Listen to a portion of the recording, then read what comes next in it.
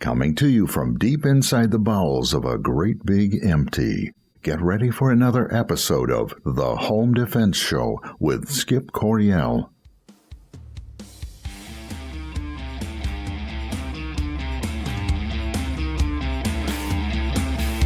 Hello, American families. Welcome to this week's episode of The Home Defense Show. I'm your host, Skip Corriea. And if you love your family, care about them deeply, and want to learn how to protect them in every facet of your life, then you've come to the right place. Oh, folks, we have got such a great show for you today. I know I say that every single week, but this week we have got none other than the dynamic duo of self-protection. We have John Correia from Active Self-Protection, and then we have Terry Johnson, legal attorney from Firearms Legal Protection. So I don't know which one of them is Batman and which one is Robin. I'll let them fight that out. But hey, they're both fantastic. And what we're going to be doing today on the show in segments 2 and 3 is in segments 2, John Correia from Active Self-Protection, he is going to be doing a tactical analysis of that Tallahassee, Florida, quote-unquote, stand your ground case from Michael Drejka and Michael McGlockton. And then in segment 3, Terry Johnson from Firearms Legal Protection, he will be doing the legal analysis. So you're going to hear the tactical and the legal analysis of that alleged stand your ground case. And of course, then in segment 4, the host will tell you what he really thinks about it. And we are loaded for bear today, folks. But first, what have I been doing? Oh man, I am just busier than a one-legged man in a butt-kicking contest. The summer is officially over, but my kids and I, we are still going swimming. We were swimming at the local swimming hole, Lake 16.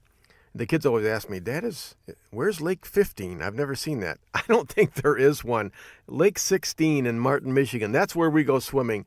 They have a public access site there, and we go swimming there. And boy, the water is really not bad for, the end of the first week in September. So when we're done recording today, I'll probably take them out swimming again. I think we'll probably be swimming all the way into mid-September. Why? Because we're tough here on the Correia Ranch. It's the way we are. I raise them like Marines. We are just about done canning, I think. Right now, even as I'm recording, I've got cans of tomato sauce in there, just processing away. After that, all I've got to do is finish out the woodshed. Almost got that finished up. And then pear juice. Probably in about a month, maybe 3 weeks, we will be canning pear juice to go with our grape juice. And oh man, we're going to be drinking it all winter long while we're sitting with our feet up next to the fireplace as we burn away all of that wood that I had to cut and split and haul and stack. But you know what? It's going to be worth it. I love an 85-degree living room in the deep, dead dark of winter. Oh, what did I do? Oh, just last night. I had a wonderful time on the gun range just last night. It was with one of my churches. I only go to one church, but, I teach several churches tactics and shooting, proficiency, things like that, qualification for their church security teams. And I was working with a church security team last night, and for 2 hours, we worked on unorthodox shooting positions. And to start out, I gave them a demonstration, and just seeing the looks on their faces, it was golden. It was platinum to watch them watch me shoot, because I'm shooting away, and I think I had like 4 magazines, and I shot, like 50 rounds or so, 60 rounds, and I'm on my back, shooting, over my head while on my back, on my right side, on my left side, while facing the target, then turned around, shoot from the sitting, from the kneeling, and then laying down, shooting between my legs. And boy, I had a nice tight little group there too, everything in about a 4-inch circle there.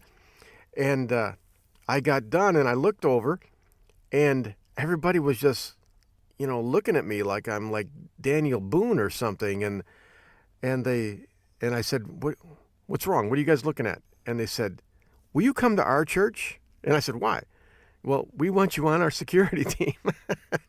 So apparently they were impressed by the unorthodox shooting positions. But you know what?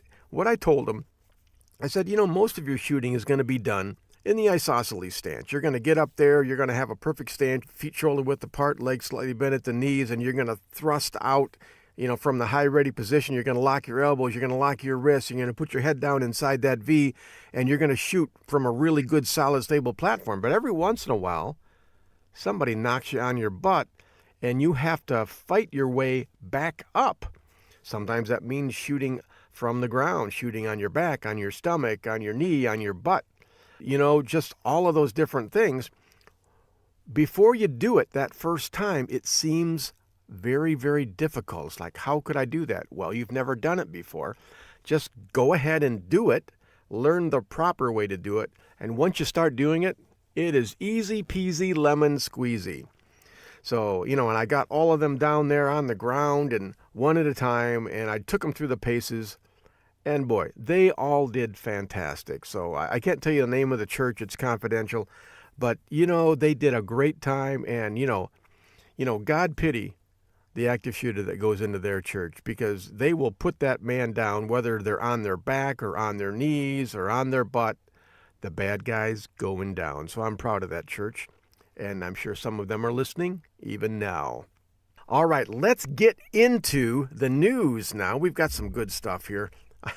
Every once in a while, I just like to do some kind of bizarre news stories about personal defense. And this one is from, I'm not sure what it's from. Oh, this was from Fox News. The title is, I hit your father with a baseball bat and he's dead, woman told Son. Okay, there's a picture of her here, a mugshot. She's not happy. But then I guess her husband's not happy either. A Pennsylvania man concerned when his mother didn't show up for work Thursday received some bad news when he arrived at his parents' home, according to reports. His 63-year-old mother wouldn't let him inside, and then she told him what happened. Quote, I hit your father with a baseball bat, and he's dead, unquote. She said, according to the report. The son immediately called the police. I think that was a good move. And then get the heck away from Mom. When officers arrived, Deborah Ann Stevens of York Springs, I believe this is in Pennsylvania, told them she killed her husband the night before. What, and then she went to bed and slept? That is cold. That is cold. Now she's facing a homicide charge, the station reported. According to the report, investigators confirmed that state police had been called to the home twice last month on August 21 and August 28 on reports of domestic violence. The first incident involved a woman hitting her husband with a TV remote, the report said. Details of the second incident were not available. On Thursday, the body of James Stevens, 65, showed bruises consistent with being struck with a bat, the report said. You can call this woman a murderer, but she's certainly not a liar. The woman was later examined at a hospital where she was found to have self-inflicted wounds to both wrists. So it sounds like she wanted a murder-suicide. She was later taken to Adams County Prison in Gettysburg. I think that's a good place for her. She'll probably fit in really well there at Gettysburg Prison. This is unusual to some of you, because when you think of domestic violence, you're thinking a man beat the crap out of a woman, a husband beat up a wife. And folks, I can tell you, it more and more, women are beating up men. Hey, we wanted equality, we got it, okay? I can tell you, in my previous marriage, my wife, my then wife, she got drunk and started beating on me. And, I was bigger and stronger than her, and about the only thing I could do was take it. Because I had my 7- and 5-year-old children right there, hovered underneath me, clinging to my legs crying while she beat on me. I don't tell you that to elicit sympathy, because I don't need sympathy. I'm not in that marriage anymore. I'm very happy, and I got a great wife now.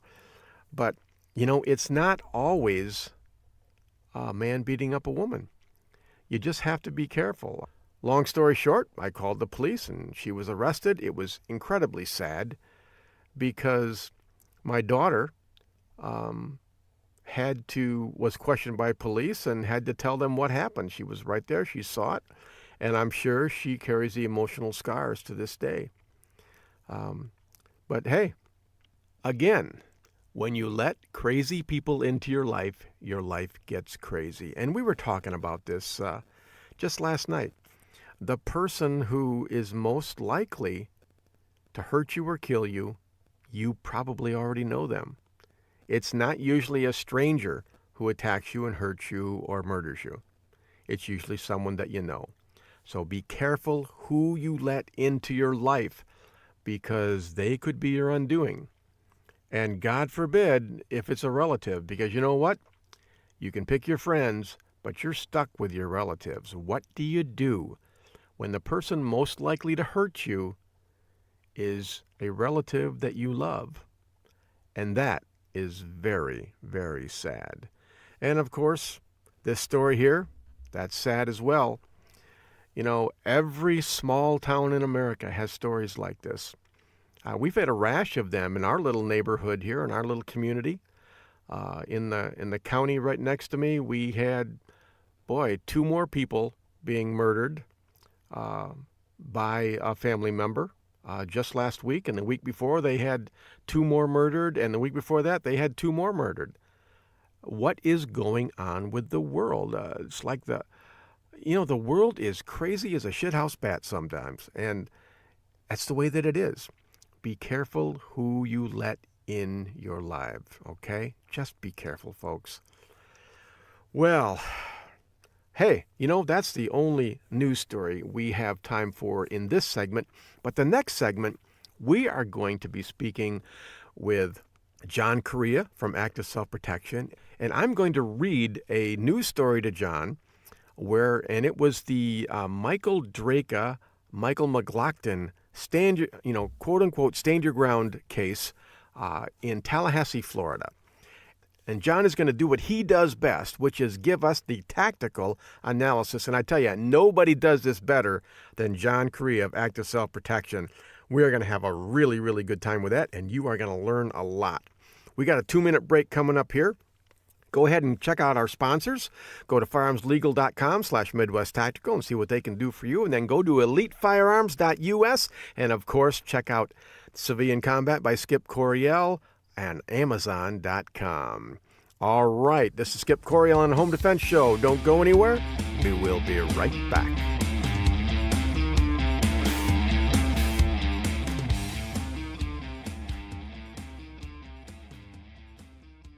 My name is Skip Corriea. Welcome to the Home Defense Show with my dad, Skip Corriea. Don't go nowhere. We'll be right back. This is Skip Corriea from the Home Defense Show, and I want you to have the very best handgun that money can buy. And that's why we recommend you visit Larry Jackson at Elite Firearms and Training. As a concealed carry instructor, I see people every week out on the range with guns they can't shoot properly because they didn't know what to buy. That will never happen at Elite Firearms and Training. Larry Jackson will personally fit you with your very own personal defense pistol. So call Larry Jackson today at 616-299-8715 or visit elitefirearms.us. This is Colonel Denny Gillum. I host Frontlines of Freedom, a weekly syndicated military talk radio show. One of my co-hosts is Skip Corriea, the host of this show. We cover things that impact military and veteran communities, and we do it from the veteran's perspective. The show is broadcast across the nation and is also available as a podcast on our website, frontlinesoffreedom.com. Please join Skip and me weekly on Frontlines of Freedom.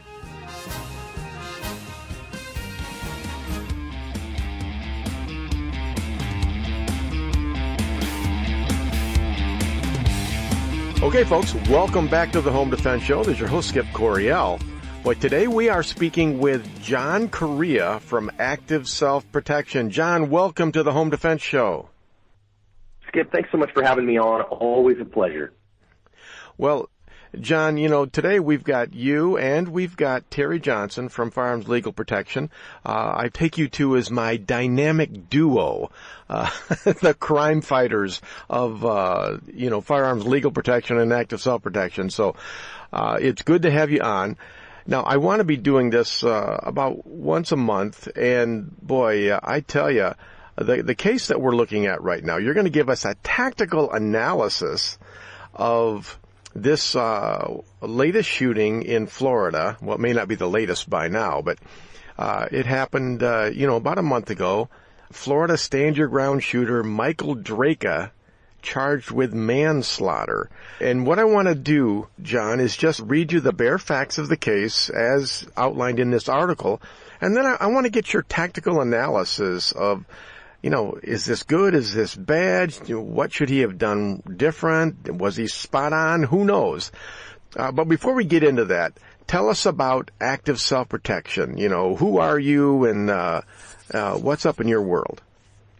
Well, Active Self-Protection at its core is a self-defense and firearms training company based out of Phoenix. We travel the country teaching mostly handgun skills, but some empty-handed skills as well. What I'm known for, though, is people send me real-life surveillance videos of armed robberies, carjackings, muggings, stabbings, home invasions, attacks of all kind, and I do after-act reports on them on our YouTube channel. And it's the most viewed channel in the self-defense and firearms space on YouTube. So we reach about anywhere from 25 to 30 million people a month. Well, and you certainly reach my computer, my iPhone, every single day. So I appreciate the job that you do, and you do it better than anyone I've seen out there, John. So thanks in advance. Okay, here are the facts of this case out of Florida. McGlockton, 28, was shot on July 19th after he came out of a convenience store and saw Drejka berating his girlfriend, Brittany Jacobs, about parking in a handicap zone. Surveillance video showed McGlockton shoving Drejka to the ground, and Drejka, who had a legal concealed weapons permit, pulled a handgun and shot Mr. McGlockton. Probably everyone in the gun world has seen this video because it's just gone viral, and it's going to be probably as big a case as the Zimmerman Trayvon Martin case was, also from Florida. But, you watched the video. My listeners, I'm sure they watched the video as well. What's going on with this, John? Well, I did this video. Of course, it got sent to me about 11 billion times. And I did an analysis on this video. I did an analysis on it on our YouTube channel, so people can go find it there if they want to kind of walk through the whole thing with me. And I know that Terry's already covered the legal side, so that's a significant issue. But from a personal protection or a CCW holder's tactics, techniques, and procedures, TTPs we call those, there's just a lot of mistakes here. And, I think honestly, from the perspective of a defensive trainer, not a lawyer, the manslaughter charges, he's going to have a hard time beating. And so the first couple things that I would say is, my friend John Murphy from FPF Training in Virginia, he has a short, pithy phrase that I think is fantastic, and it is this: gun on, ego off. That if you put a firearm on your person, you have to completely remove your ego. And that's not just from a legal perspective. That's from a tactics perspective and a techniques that says, no, wait a minute, I am not going to defend my ego, and I am not going to put myself in situations for my ego. And a corollary to that is never go anywhere or do anything with a gun on you that you would not do without a gun on you. This is very important.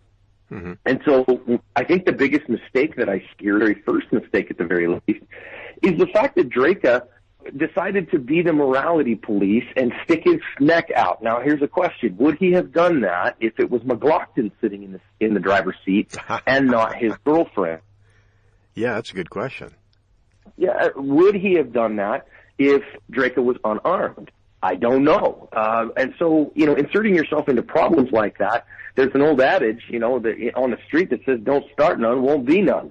So there was a big mistake, because when you insert yourself in this thing, and of course, if you go look at history, right? So Drejka is going to have a big problem from a tactical perspective when he's arguing in court. that he was innocent here because he has a known history of confrontations with people. He has known histories that's discoverable in court about having confrontations with folks, even confrontations that involved him pulling his gun. Particularly the owner of the store has been reported as saying that he knows that Drejka has come and used racial slurs and yelled at people in the past. That kind of attitude is not going to help him not only in the court of public opinion, but in the court of law. And so my first thing from a tactical perspective is, number one, I want every self-defender on earth and everywhere to commit to being a good person, to commit to saying, listen, my heart here is to protect me and my loved ones, and not to insert myself in problems and become a moral crusader or become an undeputized police officer. Mm-hmm. You know what I mean? Call the cops and let them come and write them a ticket. Don't do stuff like that. So that's kind of the biggest and first one. And there's bunches more from there too. So, next thing that we're talking about is that you notice that Drejka was completely focused on this woman in the car, and then McGlockton approached. He didn't even notice him. He was so focused on what he was doing that he didn't even see this big guy coming up towards him. Now, had he seen that, could he have, if he was not just so locked in on his one thing that he's still looking around and seeing what's going on, he sees this guy come out and start heading towards him, to be able to maybe back up, put your hands up in a, what we call feigned surrender posture. Hey, man, that's close enough. What can I do for you? And then maybe to have an argument instead of McGlockton pushing him to the ground. Now, may it have escalated from there? Well, maybe, but his failure to see put him in a spot where he took that assault. Now, is that assault okay? No, it's a crime. If McGlockton had lived, he would have been charged with assault, and rightly so, because pushing somebody to the ground is assault. Now, we can move forward from there. If you look, so the thing that I saw when I watched the video for the umpteenth time is that, okay, so he gets pushed to the ground. Now he is grounded, and this guy is aggressive, and he's not a small guy. He's a young guy, and he's over top of him. Am I okay with Drejka pulling a firearm in that instance? Yes, I am. I think that in that case, he's reasonable to think that more attacks can be coming. He's grounded. He can't go anywhere.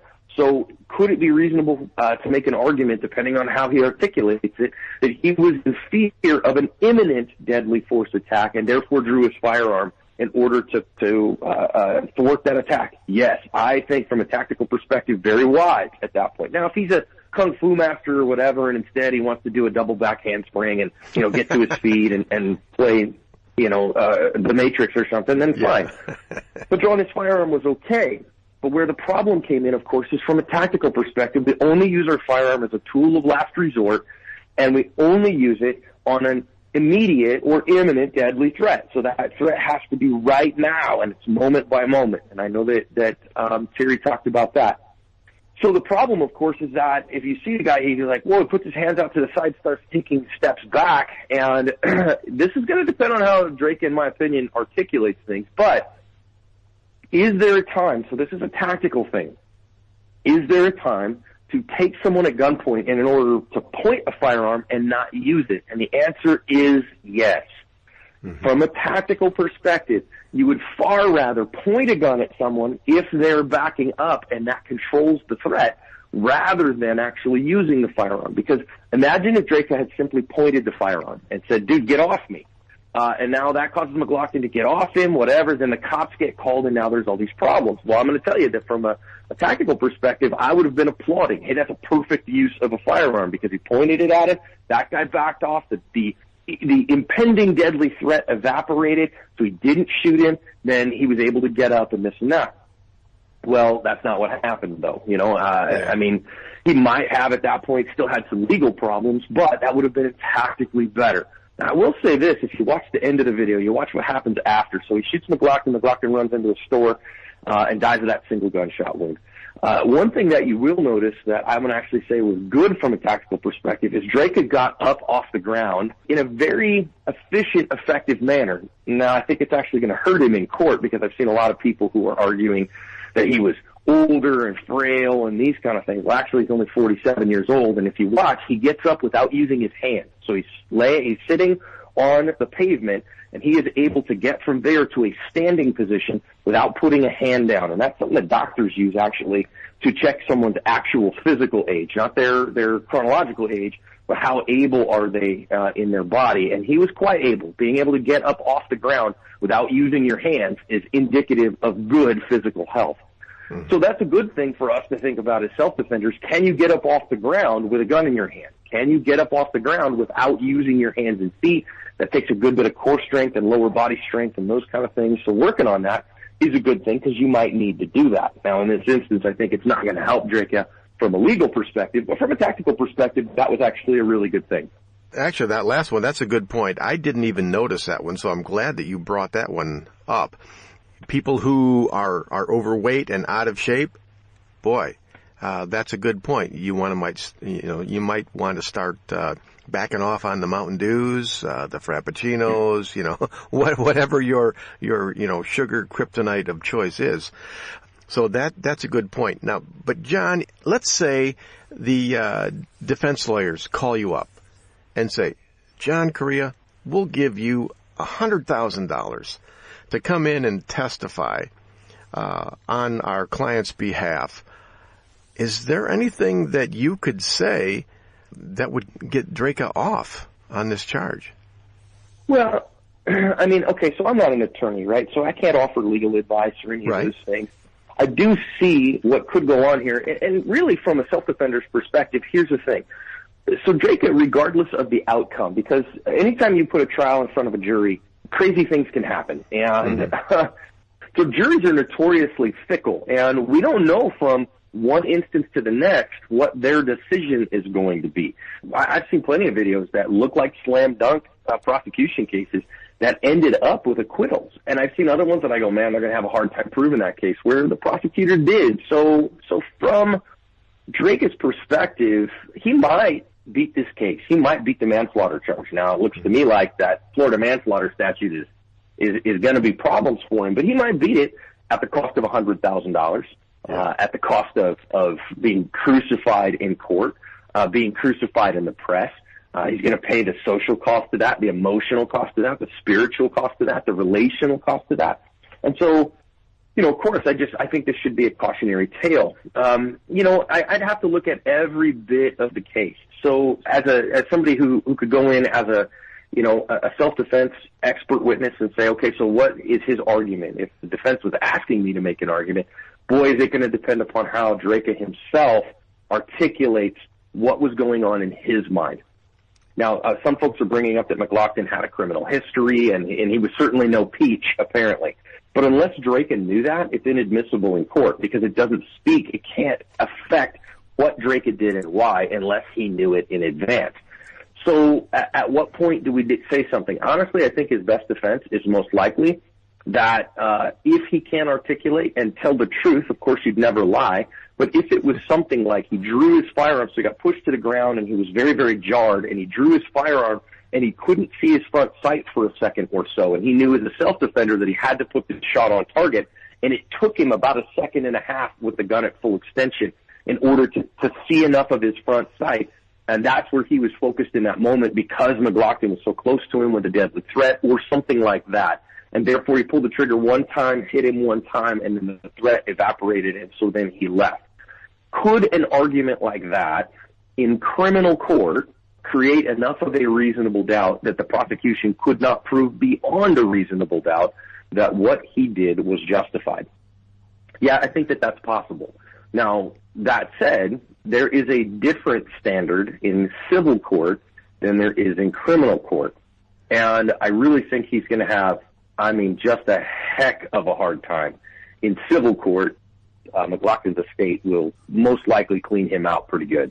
Yeah, John, I agree with you. I guess for me, the bottom line is don't stick your nose in other people's business because it could land you in prison. It really, really could. That's how important it is.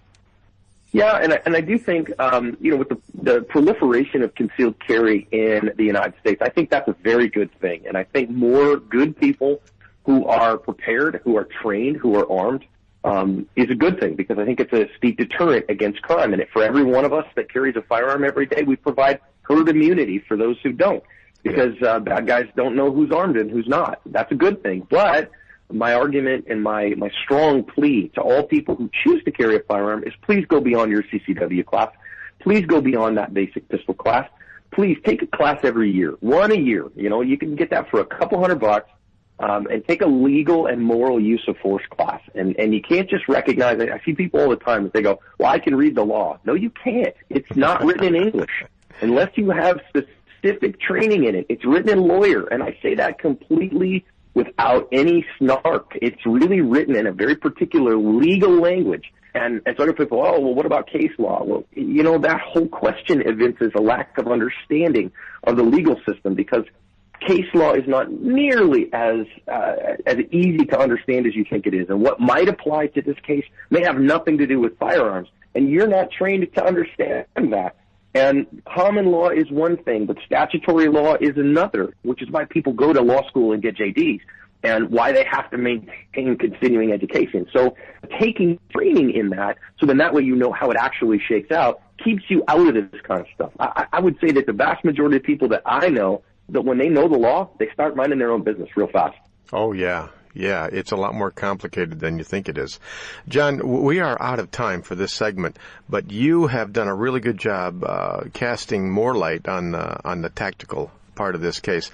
John, before you go, real quickly, tell people how they can view your videos, because they're just incredible. Easiest way is to go to YouTube, load up your YouTube app on your phone or on your desktop and just search in YouTube for Active Self-Protection. Or you can go to youtube.com/Active Self-Protection. All right. Hey, John, thank you very, very much for being on the Home Defense Show this week.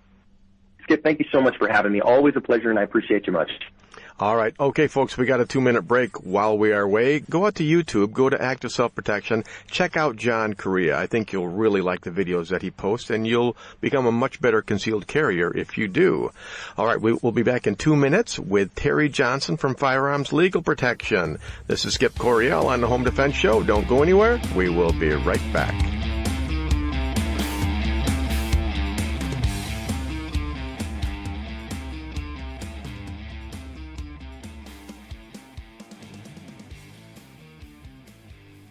This is Felix Corriea on the Home Defense Show. Always use guns safely and wisely. Stay tuned. We'll be right back. Hey, folks, I want to tell you about my book, Civilian Combat, the Concealed Carry Book. More and more people across the country are seeing the dangers in society and are deciding to carry concealed to protect themselves and their families. My new book lays it out step by step. It'll teach you how to protect and defend the ones you love. Get the benefit of 17 years of teaching experience and a lifetime of training for this important role in society and in your family. You can get Civilian Combat real easy. Just go to Amazon.com, search on Skip Correia Civilian Combat, and it'll pop right up there. Don't put it off any longer. Get Civilian Combat, the Concealed Carry Book by yours truly, Skip Correia. Wouldn't it be wonderful if life was like the movies and the good guys always won? In today's world, if you're forced to use your firearm to protect yourself, you will need protection. Firearms Legal Protection is here for you. FLP provides you with seasoned, experienced attorneys that handle your criminal and civil matters as a result of you protecting yourself. FirearmsLegal.com provides its members with uncapped attorney's fees, bail bond protection, and coverage in all 50 states. We are not a reimbursement plan. You can access uncapped attorney's fees for as low as $10 a month. Firearms Legal members are provided with educational services, training videos, and access to our vast national attorney network. While you're protecting yourself, let Firearms Legal protect you. Listen up, folks. This is important. There are plenty of legal protection services out there, but none will protect you as well as Firearms Legal Protection. This is the one I use and the only one I recommend. Visit firearmslegal.com/Midwest Tactical and protect your family now.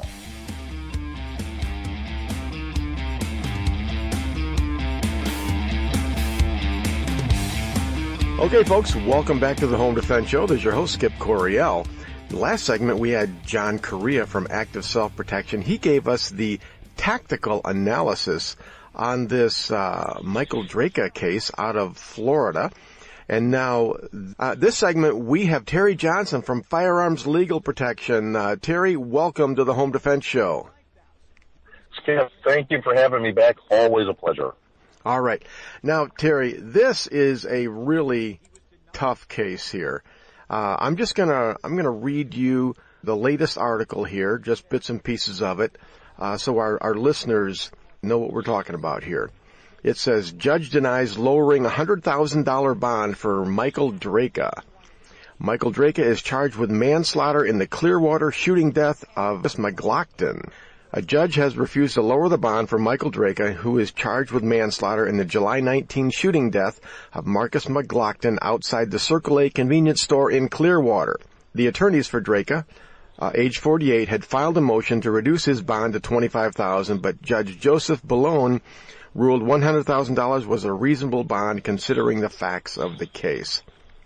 Now, the facts of the case, basically, the way I understand it, Terry, you can tell me if I'm wrong. This guy, Michael Drejka, he was arguing with a lady who was sitting in her car with her kids about her boyfriend parking in a handicapped spot. And then the boyfriend came out, saw him arguing with his girlfriend, and shoved him to the ground, and then Michael Drejka pulled out his gun, shot him in the chest. Those are and then he died. Those are the bare facts as I know them. Is that the way you understand them, or do you have something to add? Well, I don't know what the argument was about as it relates to the vehicle, when Mr. Drejka walked up to it, but I will say there was an argument. It appeared by reviewing the video that Mr. McGlockton came out. There was a shove, a push, and Mr. Drejka then used lethal force at that point. Those are the facts. What I know is the basic facts of the case. Yeah, and there's all other kinds of, conjecture about Michael Drejka, had a history of approaching people who were in handicapped spots, like he was like the handicapped spot guardian of the community or something. And right. But we don't know right. that that's true. That's just what people are saying. And that's the problem with a lot of this. A lot of this stuff, it comes out in court like 6 months later. But on the bare facts of this, originally the sheriff did not arrest him. He said he wasn't going to charge him, but I was under the impression that sheriffs don't charge people anyways, that it's the prosecutor. Is that your correct. understanding? Generally what happens in most jurisdictions across the country, there are a few exceptions, and maybe some of your listeners might be in those jurisdictions, but what generally happens is it is the police officer or sheriff's job to investigate a situation, and at that point they send it out for a warrant request to the prosecutor, which is a fresh set of eyes. The prosecutor then makes a decision whether or not they're going to charge based upon the report that's written by the law enforcement agency, and at that point it's up to the prosecutor to decide whether they move forth and with what charges at that point. Yeah. So initially, sheriff said, "Okay, I'm not going to arrest this guy." But then, I think like 10, 12 days later, prosecutor says, "Okay, I'm going to go ahead and charge him with manslaughter." Why right. manslaughter instead of murder? What is the difference between the two? Great question. The difference between the two, I think, comes down to intent. Manslaughter, really, as you look at it, talks about more of a reckless act. If I'm driving down the street at 80 miles an hour and let's say I'm in a residential neighborhood, a kid crosses the street and I can't stop fast enough or I don't see him, I hit the kid, that would probably be more of a manslaughter because it was my actions that were reckless and negligent. That's what led to this person dying. When you talk murder, you're more so getting into intent, the intent of the party. Mm-hmm. When I saw the charge of manslaughter, I thought two things. First of all, it's probably something that he should take if that's the highest charge they've got on there, because again, Sounds like the prosecutors aren't trying to start high like they do in some counties and then come up with a adjudication of manslaughter. It sounds like they're just saying, we believe no matter what, we can prove manslaughter, and that's what we're going with.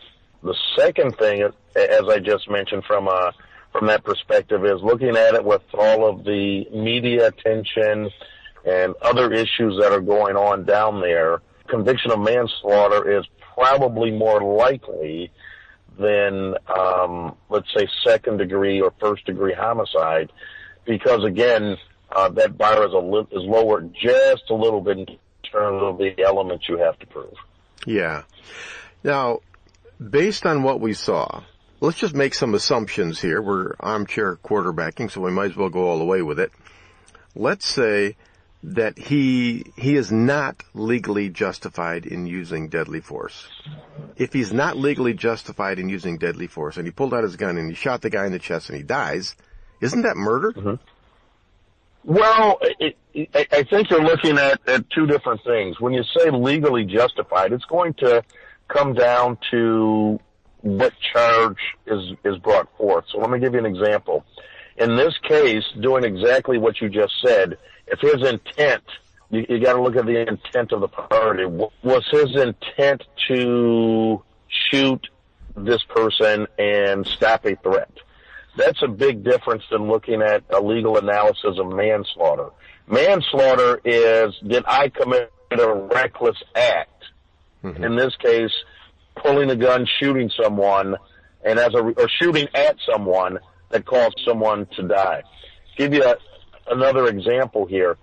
If there is a crowd of people and I shoot a firearm up in the air, the round goes out, goes sky high, comes down, hits someone, and it kills them, would I be charged with murder or would I be charged with manslaughter? That's kind of how you have to look at the difference here. Versus if I took a gun and I shot directly into the crowd. If I'm shooting directly into the crowd, my intent at that point is to shoot at someone. If I'm shooting in the air, it's a reckless act. And as a result of that act, someone died. That's the big difference that you have to look at. Yeah. This case, people are comparing this to the Zimmerman Trayvon Martin case, probably because, you had a black victim and Zimmerman's case, Hispanic shooter. How can you even know whether or not there was a racial element to this? Well, again, let's go back to the beginning of the show when you say, what are the bare facts? Mm-hmm. The bare facts are exactly what you just said, which are you had a gentleman having an argument with a lady in a parking spot. We know a gentleman comes out of a building, argues with this Mr. Drejka for a moment, pushes Mr. Drejka. Mr. Drejka shoots them. Anything outside of that is not a bare fact. It becomes, as you said, conjecture. How do we know if Mr. Drejka was a racist or not? We don't. How do we know what Mr. McGlockton was? Was he a racist or not? And quite honestly, it really doesn't play into the decision that a jury makes. The jury is just going to look at the facts as you just talked about at the beginning of the show. What's going on is people are starting to use emotion and other things that really have no business in a courtroom other than to sway one side or the other. Do you think there's a political element to it? I mean, because he wasn't charged for over 10 days, but during that 10 days there was a real media call, public outcry against it, because I would not want to be this Mr. Drejka right now, because when you watch the video, it doesn't look good. It just doesn't. No. Would you want to be defending him, Terry? Well, I mean, here's the thing. We a lot of times we don't get to pick our clients. Where they're kind of picked for us because of circumstances and situations. Do I believe Mr. Drejka has a defense? Yes, but not every defense is a good defense. Yeah. In this situation, looking at the video, I do have a few concerns from a legal standpoint. One of the things is, Mr. Drejka had a moment to make a decision. And that's all it really takes between intent and not intent. If you go to the statute, and I'm referring to Michigan, because most of your listeners are in and around the Michigan area. One of the things you really got to think in mind, the key word in there is imminent. How long is imminent? Mm-hmm. Imminent is not a few seconds. Imminent is moments. And in this case, when Mr. McGlockton is retreating, someone could argue that that threat is over at that point. That's one of the things that someone can argue. But you also have to look at other circumstances and things that are around. So I think there is a defense. It may not be a good defense, but, that's something that his attorneys would have to look at, because I'm believing that they would have way more information than we as the general public would have at this point. Yeah, that's for sure. I have one other question, Terry. You're very good. All you lawyer type guys, you've got an edge over us civilians, so to speak, because what you do, and you do it very, very well. You just say, all right, well, let's take out all of the emotion. Let's take out all of the conjecture, all of the opinions, all of the rumors, and just look at the bare facts. Most of us out here in the real world, outside the legal world, we can't really do that. We carry everything into us, and when we look at that video, we give weight to certain things like, in the article here I'm reading, it says that, there are reports of 4 separate times where he argued with people for parking in handicapped spots, and it even threatened them with a gun. If that is true, and it can be proven as fact in a court of law, does that enter into this case? Well, I think you have to look at it from a different perspective. What did Mr. McGlockton know at that point? And what do I mean by that? Had Mr. McGlockton ever had a encounter where he had seen Mr. Drejka do this before? Had these two ever argued about any of those things? The fact that this person, Mr. Drejka, had done this several times, that's going to go to his MO, modus operandi. Is this something that he's done again and again and again? How has he done it? Have there been complaints against him filed with the police or other agents? As far as stand your ground, people are throwing around, the phrase stand your ground. This is a stand your ground case, and it's because of the Florida stand your ground law. Is this really a stand your ground case? Don't see it as a stand your ground case because, again, in its fair form, stand your ground means that you don't have a duty to retreat. Mm-hmm. In this case, Mr. Drejka was not retreating at all. Actually, if you look at the video and you break it down moment by moment, you'll see that it was actually Mr. McGlockton that was retreating. Yeah. When Mr. Drejka used lethal force. Stand your ground just basically is, as long as you're not committing a crime and you're in a legal place you're supposed to be, that means you don't have to leave that particular area. You don't have to run for cover. That doesn't mean that, okay, I'm here, I don't have to run from you, I get to shoot you. Everything else applies as it relates to the analysis of use of lethal force. In this case, stand your ground has nothing to do with it. Okay, all right. And I think that was the same case as the Zimmerman case as well. It wasn't really a stand your ground case. It was just a case of, self-defense or not self-defense. That's the problem that the other side has, real briefly, Skip, is they hear something and they say, see, this is why you shouldn't have this crazy law. The law's not crazy, and it has never been applied in the Zimmerman case or the Drejka case. It has nothing to do with it. It's nothing but an emotional distraction to get one side of the argument what they want. Yeah, I agree with you. Well, Terry, we are out of time for this segment, but as always, your legal analysis is valuable and spot on. And before you go, you are with Firearms Legal Protection, as am I. So go ahead, tell people where they can go to find out about Firearms Legal Protection, because right now I bet this Michael Drejka guy probably wishes he had Firearms Legal Protection so he could get out of jail right now. Oh, absolutely. Thank you for the intro there with Firearms Legal, Skip. Yes, very simple.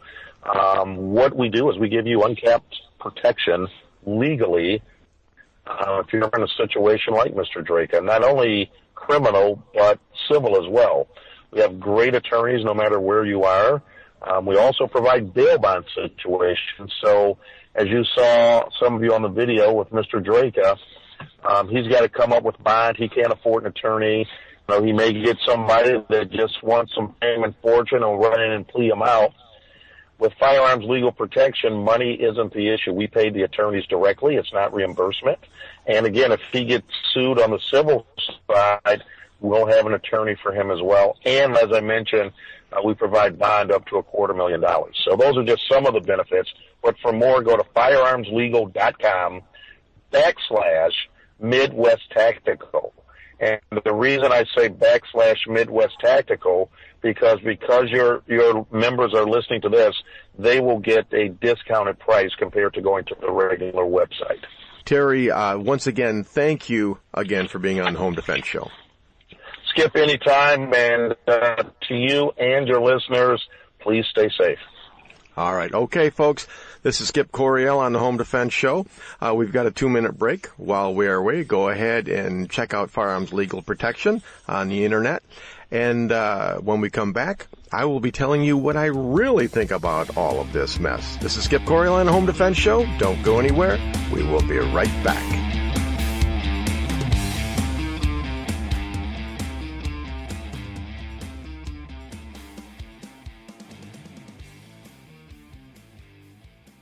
Welcome to my dad's Home Defense Radio show. You're gonna love it.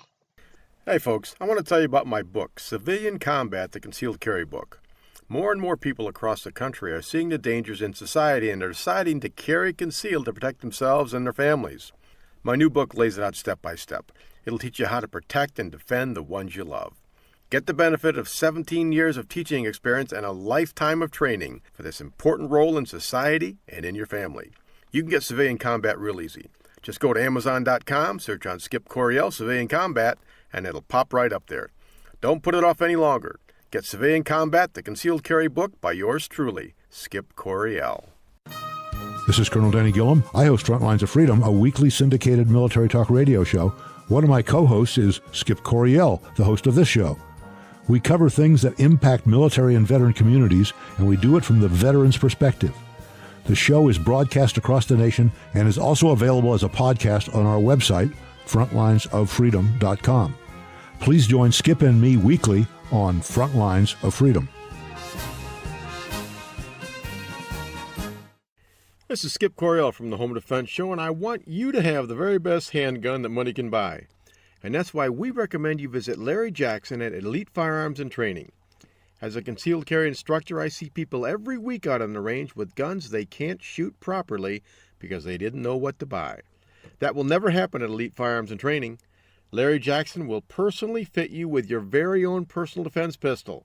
So call Larry Jackson today at 616-299-8715 or visit elitefirearms.us. Skip, it's time for our Armed America Report. What do you have this week? All of us here at Frontlines of Freedom want our listeners to get trained and get armed in that order. We fully support the right to keep and bear arms for all law-abiding families, and we encourage you to find out about the laws governing use of deadly force in your state and follow them to the letter. And of course, don't forget to follow the rules of safety and common sense whenever you're carrying a firearm to protect the ones you love. What's the story this week, Colonel? Well, 2 armed men who targeted a home of an 84-year-old man in Ohio probably thought the victim would let them do what they wanted and leave. Instead, after one of the interlopers shot the homeowner in his side, the wounded resident grabbed a gun and exchanged gunfire with the culprits.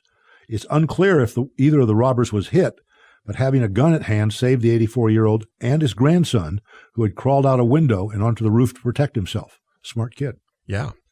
Thanks, Colonel. This story gives us an excellent opportunity to talk about what happens to gunfighters when they get old.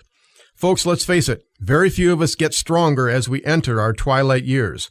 In fact, there are a lot of things that happen to our body as we age, and none of them are friendly. Our eyesight gets dim, we lose strength, mental acuity, agility, flexibility, hearing, and even stamina. All of these things impair our ability to fight off attackers, but you need not just roll over and give up no matter how old you are. Aside from these negative things happening to our body, we should also look at some of the plus signs of getting older as they relate to self-defense. Number one, the law gives us older folks more leeway when it comes to use of deadly force. Think about it. What jury in their right mind would convict an 84-year-old man for defending himself like the man in this story did? In general, society more readily avails the use of deadly force to the weakest members of its society. The 84-year-old man cannot retreat, and he cannot hope to defend himself against an attack without that equalizer that we call a firearm. Now, the deadly force laws vary from state to state, so I recommend you get legal advice from a competent licensed attorney in your state just to make sure. 2, the home invaders in this story greatly underestimated the 84-year-old man. They targeted him because of his age and weakness, and no doubt expected this job to be a walk in the park. So when an older person resists, that causes hesitancy on the aggressor's part, as they did not come to the altercation expecting an armed citizen who was determined to thwart them. Now, here are a few things to consider as a seasoned citizen before you run out and buy a gun. 1, can you safely operate the gun without danger to yourself and those around you?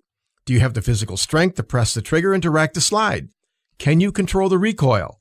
If not, then go to a smaller caliber to meet those requirements. 2, keep the gun close at hand. Make sure the gun is either on your person or have good gun safes on each level of your home.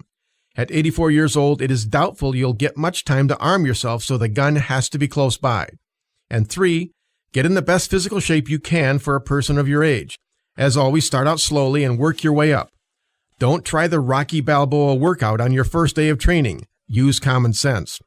While all these things pose challenges to senior citizens, it doesn't automatically disqualify you from carrying a firearm. The 84-year-old man in this story did a great job as he fought off younger and stronger opponents, and Frontlines of Freedom salutes him. He did a good job.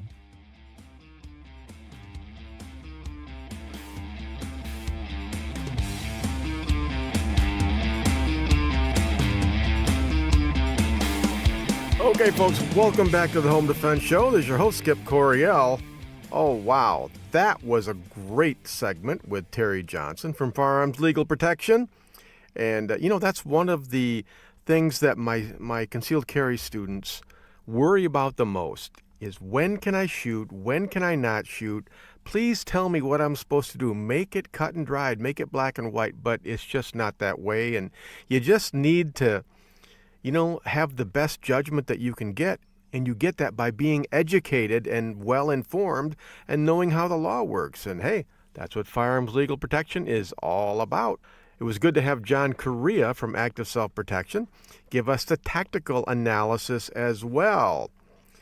We're gonna try and do that once a month.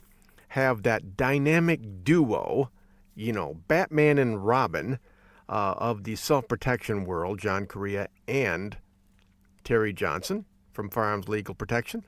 If we can do that once a month, we're going to do that because I think you're going to like it. You're going to learn a lot, and it is entertaining as well. And they're just good all-around guys. All right, well, we're at segment 4, ready for the closeout, and you know what that means. Now I'm going to tell you what I really think. Okay, so we've heard from the tactical expert from Active Self-Protection, namely John Correia, and we've heard from the legal expert from Firearms Legal Protection, Terry Johnson. But now it's time for the host of the show to tell you what he really thinks about this whole stand your ground story out of Tallahassee, Florida. In my opinion, if Charles Dickens had written a novel about this story, he would have entitled it A Tale of Two Idiots. There are a lot of facets to this, so let's get started. First off, I agree with Terry Johnson when he states that this is not really a stand your ground case. It has nothing to do with the stand your ground law. How could it? The man who shot the victim was sitting on his butt on the pavement. Now, if they had a sit on your ground law, well, maybe, but the shooter, Michael Drejka, he wasn't going anywhere. As I see it, the legal question here is, did Drejka shoot McGlockton in self-defense? And that question will be answered in the courtroom, where it should be answered. But here's the bigger question in my mind, and this one is political. The anti-gun left in Florida fought like crazy to stop the stand your ground from becoming law, and they lost. That infuriated them, and now every time there's a questionable shooting in that state, They screamed that an innocent person was murdered in cold blood, and it never would have happened if the stand your ground law hadn't passed. And I'm just not buying that, folks. That argument is nothing but political sour grapes, and we need to refocus cases like this back to where they belong. It was either self-defense or it wasn't, but it has nothing to do with stand your ground. And now let's talk about the political correctness aspect of the case, which has to do with race. A white man shot a black man. Why is it the race of a victim is only mentioned when a white man shoots a black man? I'm a white man, and I just don't see a whole lot of my friends lining up to go out hunting for black people. If you listen to the news media, you'd think we were all rednecks with hunting rifles and we all can't wait to go down into the hood for opening day. This is absurd. Are there evil white supremacists out there? Absolutely. Are there black people who hate and want to kill white folks? You bet. Prejudice is not restricted to one race. It's always been that way. But here's the truth. The vast majority of people, whether white or black, do not want to kill anyone, no matter what color they are. And I think it's time we told the media and the far left to crawl back into their dirty little skunk holes where they belong and just let us all get along with one another as best we can. Racism is a big enough problem without the media constantly throwing gas on the fire just to sell a few more newspapers. And last but certainly not least, we wouldn't be talking about this if Michael Drejka's brain was bigger than his ego.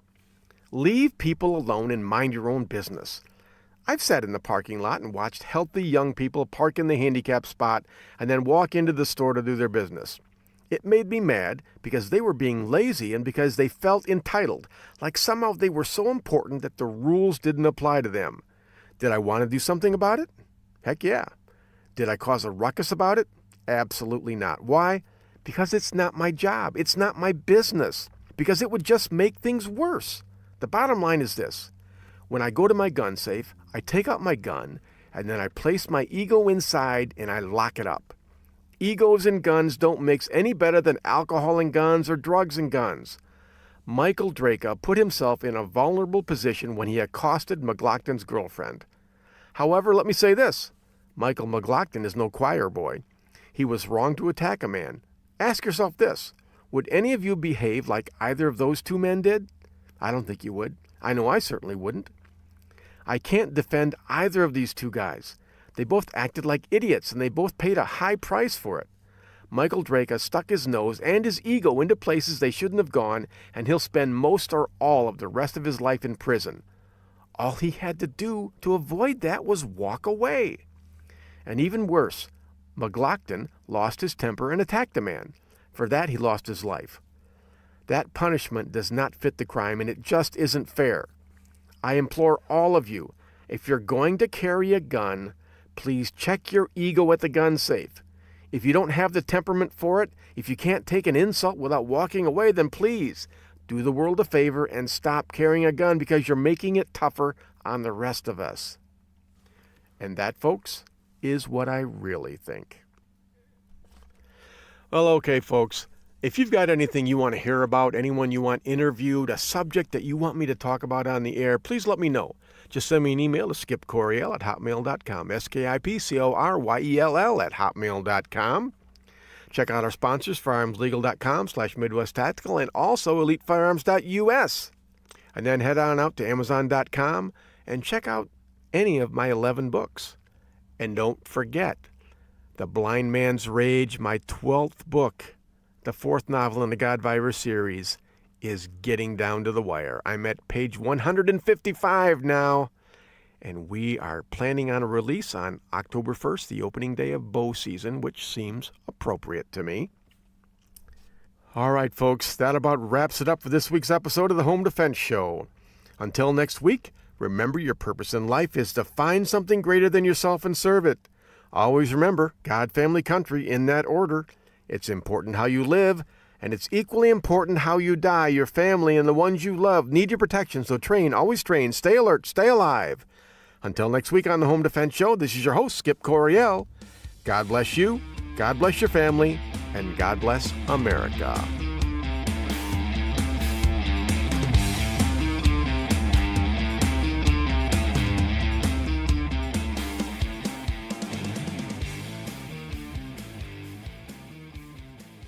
Thank you for joining us this week on the Home Defense Show.